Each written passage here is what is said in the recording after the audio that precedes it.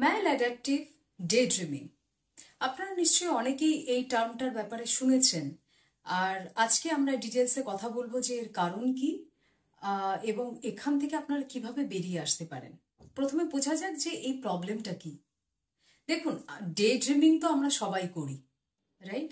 কিন্তু ডে ড্রিমিংটা যখন কারোর ফাংশনালিটিতে সমস্যা ক্রিয়েট করে দেয়, যখন তাদের ডে টু ডে ওয়ার্কে প্রবলেম ক্রিয়েট করছে, সেই সময় কিন্তু এটাকে বলা হয় ম্যালঅ্যাডাপটিভ day dreaming.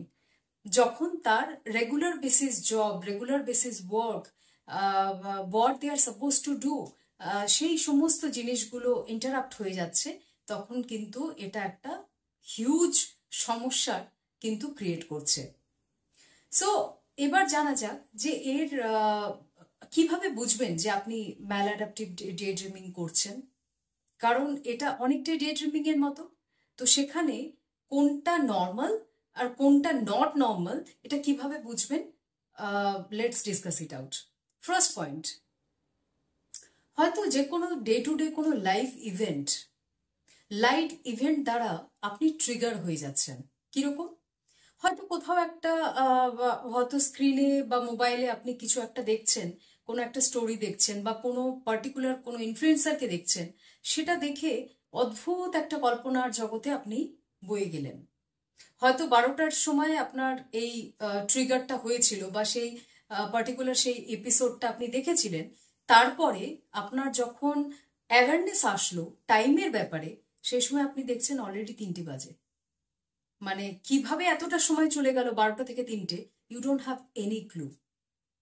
So this is one. Second, যখন আপনি দেখছেন যে আপনার day to day work, whatever you are supposed to do, সেটা আপনি করতে পারছেন না, ভুলে যাচ্ছেন।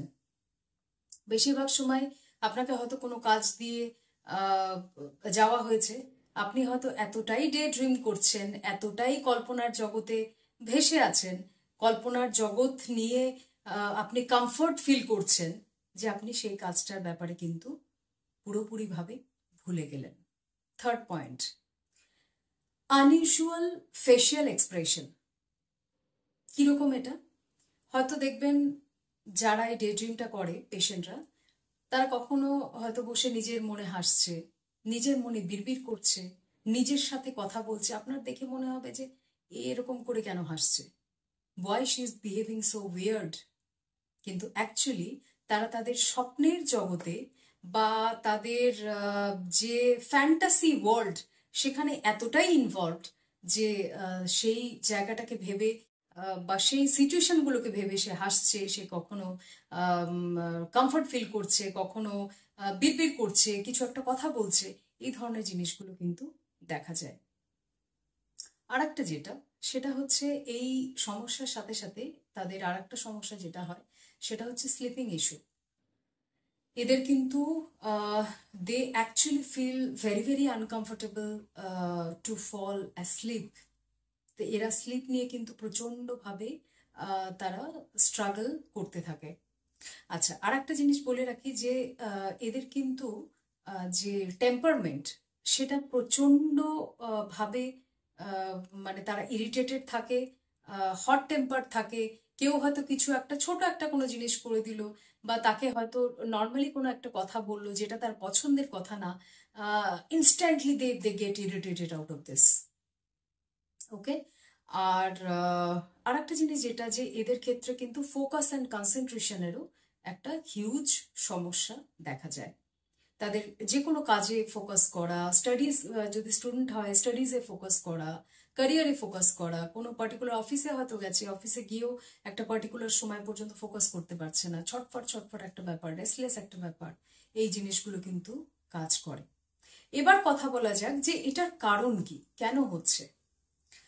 জেনারেলি পেশেন্টদের যদি ব্যাকগ্রাউন্ড চেক করা হয়, তাদের যদি আরএনডি করা হয়, রুট কজ অ্যানালাইসিস করা হয়, তাহলে দেখা গেছে তাদের চাইল্ডহুড ট্রমা থাকে, abuse plays a very vital role. হয়তো তাদের কোনো সেক্সুয়াল অ্যাবিউজ হয়েছে, বা মেন্টাল অ্যাবিউজ হয়েছে, বা সোশ্যাল অ্যাবিউজ হয়েছে। এই ধরনের কিন্তু জিনিসগুলো দেখা যায়। তার সাথে সাথে loneliness, this also plays a very vital role. They are actually very lonely people, এবং সেই লোনলিনেসটাকে কাটানোর জন্য তারা তাদের ফ্যান্টাসি ওয়ার্ল্ডটাকে তারা কিন্তু ক্রিয়েট করে, যেখানে তাদের বেসিক্যালি কি হয়, এদের এক্সপেকটেশন এবং রিয়ালিটি তার মধ্যে একটা হিউজ গ্যাপ দেখা যায়। তো এরা ডে ড্রিম করে নিজেকে একটা কমফোর্ট জোনের মধ্যে রাখে, এবং এদের ক্ষেত্রে দেখা যায় যে কোনো সময় গেম খেলছে তো গেমই খেলছে, ভিডিও গেম, ওকে।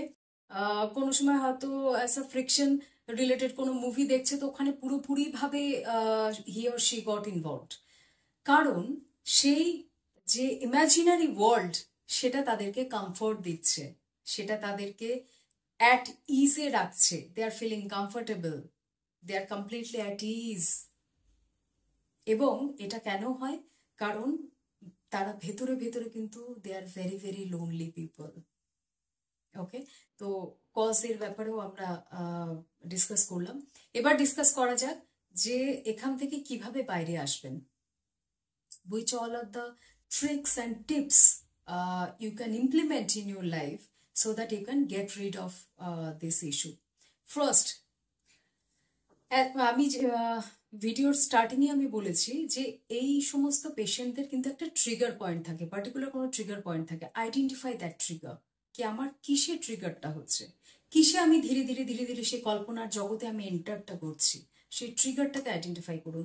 সেই ট্রিগার যখনই আপনি আইডেন্টিফাই করে ফেলবেন না, half of the work is already done, okay. So first point is trigger identification. Second হচ্ছে সেলফ প্রেইজ। সেলফ প্রেইজ কেন? অ্যাজ আই মেনশন কি এদের সেলফ এস্টিম কিন্তু প্রচন্ড লো থাকে, ভেতর থেকে না ভীষণ একটা লোনলিনেস, আমি একা, আমাকে কেউ ভালোবাসে না, এই একটা ফিলিং কিন্তু তাদের কাজ করতে থাকে। এবং সেই জন্যই আই এম টেলিং ইউ, নিজেকে প্রেস করুন, নিজেকে ভালোবাসুন। নিজের আজ পর্যন্ত লাইফে যে পৌঁছেছেন, নিশ্চয়ই আপনার লাইফে এরকম কোনো অ্যাচিভমেন্ট আছে, উইদাউট অ্যাচিভমেন্ট কিন্তু আপনি এই স্টেজ পর্যন্ত আজকে পৌঁছননি। সেই অ্যাচিভমেন্টগুলো যদি মনে না থাকে, জাস্ট রাইট ইট ডাউন, যেটা আপনাকে মনে করাবে আপনার অ্যাচিভমেন্টের ব্যাপারে, okay. Third point, positive journaling. Positive journaling কীরকম বলুন তো? সেটা হচ্ছে যে মেবি লাস্ট 6 মান্থসে বা 6 মান্থ ছেড়ে দিন, লাস্ট 6 ডেজে আপনার সাথে কি কি ভালো ইভেন্ট হয়েছে যার জন্য আপনি থ্যাঙ্কফুল হতে পারেন, সেটাকে আইডেন্টিফাই করুন, ওকে। আমাদের অ্যাকচুয়ালি কি হয় না, আমাদের একটা লুপে থট প্রসেসটা চলতে থাকে, এবং সেই লুপটা কিন্তু most of the time this is a negative loop. তো যার জন্য আমাদের এটা রাইট ডাউন করা ভীষণ ইম্পর্টেন্ট, কি আমাদের সাথে লাস্ট 6 দিনে কি ভালো হয়েছে। ডেফিনেটলি কিছু ভালো হয়েছে, কিন্তু সমস্যাটা আমরা সেদিকে ধ্যানটা দিই না, আমাদের অ্যাটেনশনটা সেদিকে যায় না, that is the main problem. আর একটা জিনিস যেটা, যে লাইফে দেখুন স্ট্রেস থাকবে, কিছু করার নেই, কিন্তু ট্রাই করুন স্ট্রেসটাকে যতটা মিনিমাইজ করা যায়, যতটা রিডিউস করা যায়। ডিফারেন্ট অ্যাক্টিভিটি করুন, in fact activity in the sense যেই জিনিসগুলো আপনি করতে ভালোবাসেন। এরকম তো নিশ্চয়ই মানে মানে ডে ড্রিমিং যখন থেকে আপনি শুরু করেছেন, তার আগে নিশ্চয়ই তার সাবস্টিটিউট হিসাবে আপনার কিছু না কিছু লাইফে ছিল যেটা আপনি এনজয় করতেন।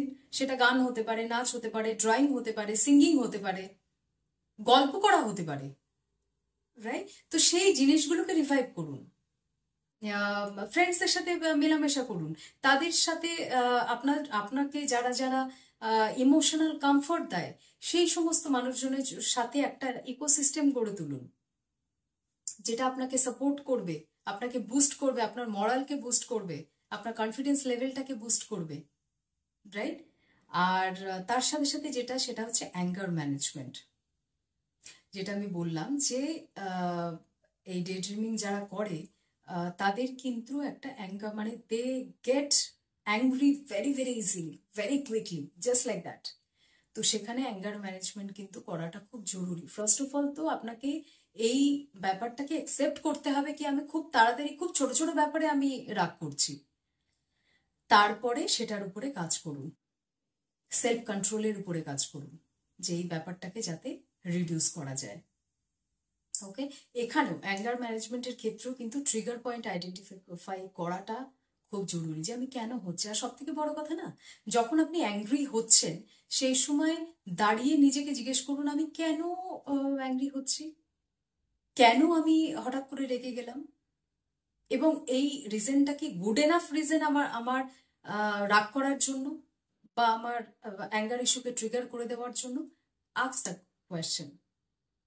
প্রশ্ন কিন্তু অনেক কিছু প্রবলেমের সলিউশন করে দেয়, কিন্তু সমস্যা এটা যে আমরা সঠিক সময় সঠিক প্রশ্নটা নিজেকে দাঁড়িয়ে করি না। We just go with the flow, যেরকম চলছে চলতে দাও। দাঁড়ান, take a pause, look back and ask a question to yourself, যেই কারণে আমি রেগে গেলাম সেটা কি গুড এনাফ রিজন আমার রাগার জন্য? Ask this. Okay, then it's time. Most important thing, give time to yourself. নিজেকে টাইম দিন, নিজের সাথে টাইম কাটান, লস্ট হয়ে না, ফুললি অ্যাওয়্যার হয়ে কি আমি আমার সাথে টাইম কাটাচ্ছি। Enjoy your company. প্রথমে প্রথমে আজীব লাগবে, প্রথমে মনে হবে নিজের সাথে কি টাইম কাটাবো।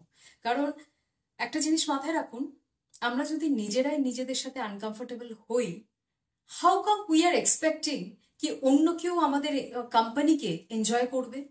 আমরা তো নিজেরাই নিজের কোম্পানি এনজয় করতে পারি না, আমরা তো নিজেরাই নিজেকে টলারেট করতে পারি না। সেখানে how come I am expecting সামনে যে আছে আমার ফ্রেন্ড সার্কেল, আমার পরিবারের লোকজন, আমার আশপাশের লোকজন, আমার নেইবার্স, তারা আমার কোম্পানিকে এনজয় করবে? ভেবে দেখুন, এটা very important point. Okay, so I am very sure এই জিনিসগুলো যদি আপনারা ফলো করেন, যারা অলরেডি এই প্রবলেমের মধ্যে আছেন, তারা ঘরে বসেই কিন্তু এই সমস্যা থেকে আপনারা বেরোতে পারবেন। But please do follow all this tips that I have already mentioned. So আজকে এই পর্যন্তই। নিজের মেন্টাল হেলথের স্পেশাল কেয়ার নিন। Thank you very much.